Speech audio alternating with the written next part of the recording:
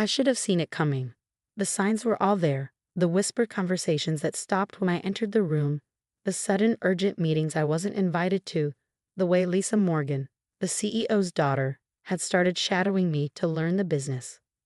But I was too busy saving Stellar Technologies from its own incompetence to notice I was being set up. My name is Olivia Chen, and until last Friday, I was the Chief Operating Officer of Stellar Technologies. I'd spent 6 years dragging the company into the modern era, transforming it from a struggling software developer into a major player in artificial intelligence. Our stock price had tripled. Our client list included Fortune 500 companies, and I had done it all while Robert Morgan, our CEO, took long lunches and played golf with investors. That Friday started like any other. I arrived at 7 a.m., reviewing quarterly projections while most of the executive team was still hitting the snooze button. By 9, I'd already solved 2 client crises and approved the budget for our new AI research division. Then Robert Morgan's secretary appeared at my door. "Mr. Morgan would like to see you in the boardroom." I grabbed my tablet and followed her, mentally reviewing our ongoing projects. We had the Jensen contract negotiations this afternoon, the new software launch next week, and the Tokyo expansion to finalize. Nothing that should require an emergency meeting. The boardroom door clicked shut behind me with unusual finality. Robert sat at the head of the table, perfectly groomed in his usual $1,000 suit. Lisa perched beside him, wearing what looked like a brand new Chanel blazer. The company's head of HR lurked uncomfortably in the corner. "Olivia," Robert's smile didn't reach his eyes. "Please sit down." I remained standing. "I have the Jensen meeting in an hour. What's this about?" "The Jensen meeting has been reassigned," he said smoothly. "In fact, all your projects are being reassigned. We're making some organizational changes." The pieces clicked into place. I looked at Lisa, saw the triumph in her eyes, and understood everything. "You're firing me." "Reorganizing," Robert corrected. "Lisa will be taking over as COO. She's family, you understand. It's time for her to step up and take her rightful place in the company." Lisa's rightful place. I almost laughed. Lisa, who had bounced between 3 different jobs in 2 years. Lisa, who had spent more time planning her office decoration than learning our business model. Lisa, who had once asked me if artificial intelligence meant our computers needed therapy. "The severance package is generous," Robert continued, sliding a folder across the table. 6 months' salary, health benefits through the end of the year. We'll announce you're leaving to pursue other opportunities." I picked up the folder, thinking of all the nights I'd stayed late fixing problems I didn't even know existed. The weekends I'd sacrificed. The vacation days I'd never taken. "The Jensen contract," I said quietly. "They won't sign if I'm not involved. You know that." Robert waved dismissively. "Lisa will handle it. She's more than capable." Behind him, the HR director winced slightly. He knew as well as I did that Lisa couldn't handle a coffee order, let alone a multi-million-dollar contract negotiation. "You have until noon to clear out your office," Robert added. "It will supervise to ensure no sensitive information leaves the building. Like the information about how you've been inflating quarterly reports." The words slipped out before I could stop them. Robert's smile turned cold. "Careful, Olivia. Accusations like that could be considered defamatory. Remember your non-disclosure agreement."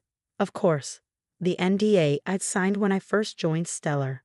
The one that conveniently prevented me from warning investors or clients about what was really happening inside the company. I looked at Lisa again, noticed her nervously twisting her rope of pearls. "You know the Tokyo expansion needs regulatory approval by next Thursday, and that the new software launch has compatibility issues that need to be resolved before it goes live." Lisa's smile faltered slightly. Father has complete confidence in my abilities. I'm sure he does." I turned to leave, then paused. "One more thing. The Jensen contract. Mr. Jensen is allergic to shellfish. Try not to kill him at the celebratory dinner like you almost did last time." I walked out, leaving Lisa sputtering and Robert's face turning an interesting shade of red. My team was waiting outside my office, their faces a mix of shock and anger. They'd heard already. Bad news travels fast in corporate corridors. "They can't do this," Mike, my senior project manager, said as he helped me pack. "The company needs you." "They can do whatever they want," I replied, carefully wrapping the small jade elephant my grandmother had given me for luck. It's their company. That wasn't strictly true, of course. Stellar Technologies was publicly traded, but Robert Morgan held enough shares to do whatever he wanted, and the board of directors was stacked with his golf buddies. Sarah, my executive assistant, handed me a flash drive with tears in her eyes. Your personal files. I backed them up last week during the server maintenance. Smart girl. I slipped it into my pocket while the IT supervisor wasn't looking. By 11:30, my office was empty except for the furniture and the awards I'd earned for the company. I left those on the walls. They'd look good in Lisa's Instagram posts. Ms. Chen. The IT supervisor shifted uncomfortably. I need your company phone and laptop. I handed them over, already missing the familiar weight of the phone in my pocket. 6 years of my life, reduced to 2 cardboard boxes and a potted plant. Robert appeared in the doorway as I gathered my things. No hard feelings, Olivia. Business is business. I'm sure you'll land on your feet somewhere. I met his gaze steadily. You know what they say about karma, Robert? He laughed. Save the threats. By Monday, you'll be yesterday's news. If he noticed I was smiling as I walked out, he probably assumed I was holding back tears. He was wrong. I spent the drive home running numbers in my head. Not severance package calculations or job search strategies. No, I was thinking about something much bigger. See, Robert Morgan hadn't just made a mistake in firing me. He'd made 3 critical errors that would prove fatal to his control of Stellar Technologies. First, he'd forgotten about the offshore development team I'd built in Singapore. The team that technically reported to a holding company I personally controlled. The team that was about to finish a revolutionary AI project that would make our current software look prehistoric. Second, he'd been too busy playing golf to notice that his company's stock had been steadily declining for the past 3 months. Small amounts, nothing to raise alarms, but enough to make major shareholders nervous. Nervous shareholders who might be interested in selling their stakes to the right buyer. And third, most importantly, he had no idea who I really was. Robert Morgan saw me as just another executive, someone he could discard when it suited him. He didn't know about my family in Hong Kong, or the investment fund they controlled. He'd never bothered to look beyond my resume to wonder how a 34-year-old had acquired the expertise to transform his struggling company. I parked in my building's garage and took the private elevator to my penthouse apartment.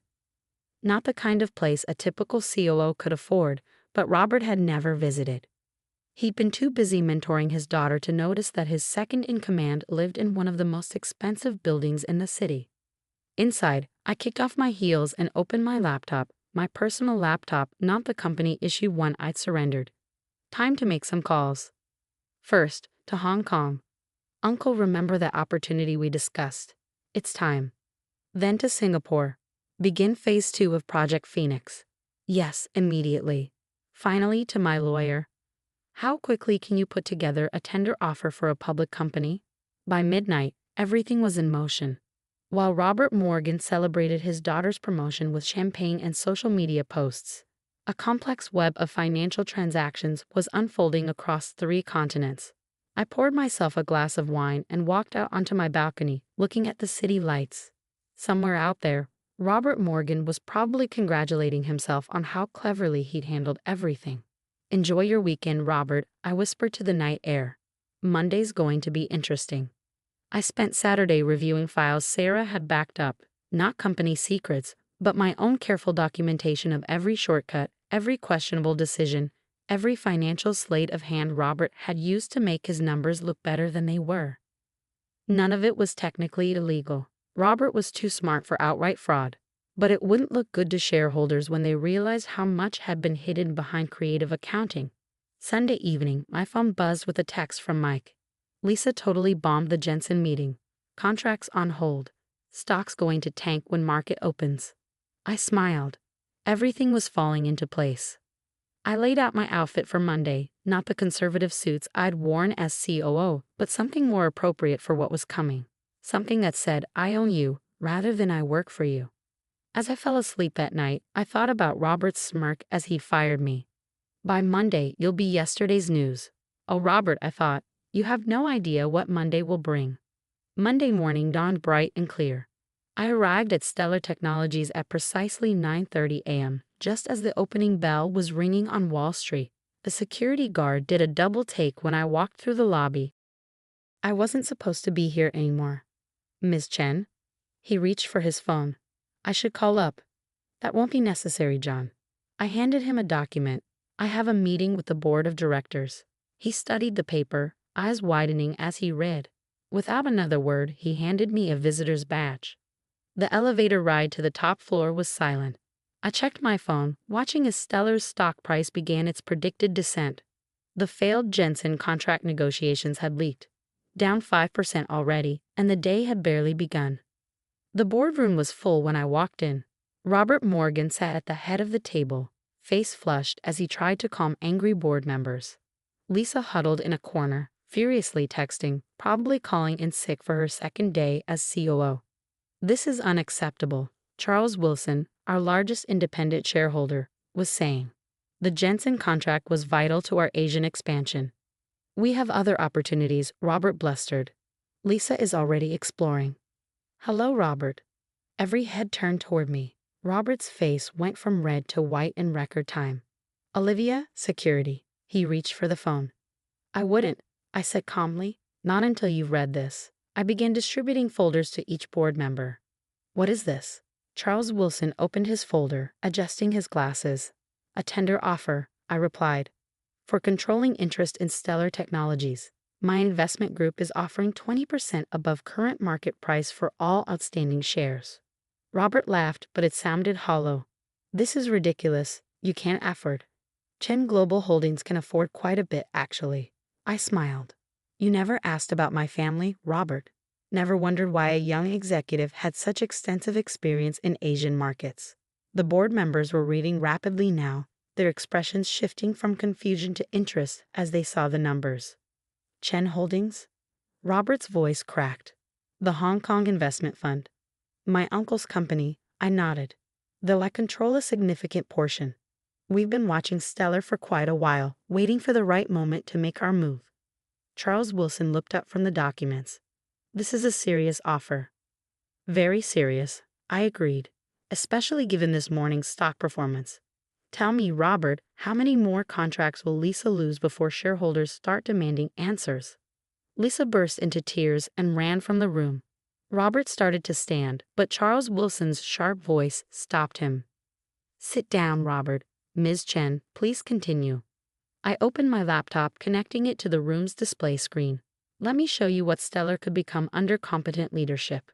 For the next hour, I laid out my vision for the company, the AI technology my Singapore team had developed, the Asian markets we could dominate, the partnerships I'd quietly been developing for months. By the time I finished, most of the board was nodding. Charles Wilson looked at his phone, where Stellar's stock had dropped another 8%. Robert, he said quietly, I believe we need to seriously consider this offer. This is my company. Robert slammed his fist on the table. My family built it. And you've done an excellent job running it into the ground, I replied. Would you like me to show them the real quarterly reports? The ones without the creative accounting? Robert fell back in his chair, deflated. He knew I had copies, knew what would happen if they became public. The next few hours were a blur of lawyers, documents, and signatures. By 3 p.m., it was done. Chen Holdings owned 51% of Stellar Technologies. I owned Robert Morgan's empire. Clear out your office, I told him, enjoying the irony. You have until 5. He stood shakily, his $1,000 suit suddenly looking cheap. How long? He asked. How long have you been planning this? Since the day you made me teach Lisa how to do my job, I replied. I knew then what was coming, so I made my own plans. The stock price. Understanding dawned in his eyes. You manipulated it. Leaked information about problems. I didn't leak anything, Robert. Your daughter did that all on her own. I just made sure my uncle's fund was ready to move when the opportunity arose. He walked to the door, then turned back. I underestimated you. Yes, I agreed. That was your first mistake. Firing me was your last. After you left, I walked through the office, watching as word of the takeover spread. My former team was trying to hide their grins. Even those who hadn't worked directly with me knew what this meant. Competent leadership was returning to Stellar. I found Lisa cleaning out her office, mascara streaking her face. You can stay, I told her, surprising both of us. Entry-level position. You'll start where I started, at the bottom. Learn the business properly this time. She stared at me, then nodded slowly. Maybe there was hope for her after all.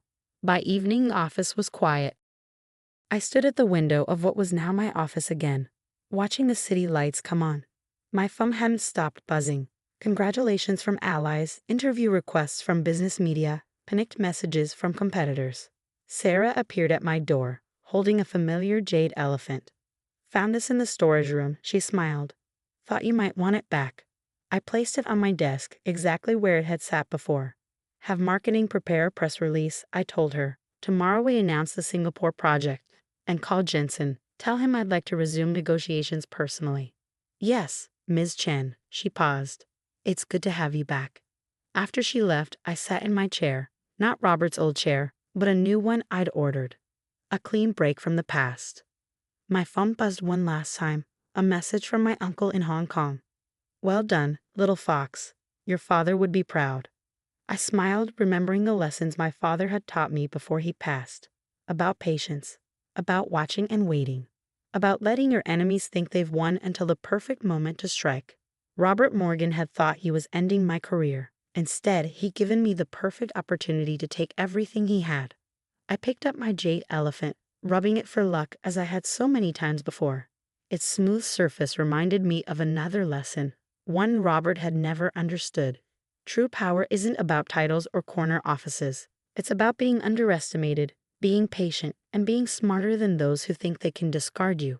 Tomorrow, Stellar Technologies would begin its new chapter. The media would talk about the dramatic takeover, the young executive who outmaneuvered her former boss, the changing face of corporate America. But tonight, I simply enjoyed the quiet of victory, knowing that somewhere in his empty mansion, Robert Morgan was finally learning what I'd known all along. Never fire someone who knows exactly how to destroy you. The next morning's Wall Street Journal told the whole story. Tech industry stunned by stellar takeover. Former CEO returns as CEO and controlling shareholder. The article went viral, shared thousands of times with captions like, "Best revenge story ever," and "Why you shouldn't underestimate your employees." But my favorite response came from Mike, who simply taped a sign to my door that read, "Never mess with the quiet ones. They're probably plotting something brilliant." I left the sign up. After all, it wasn't wrong.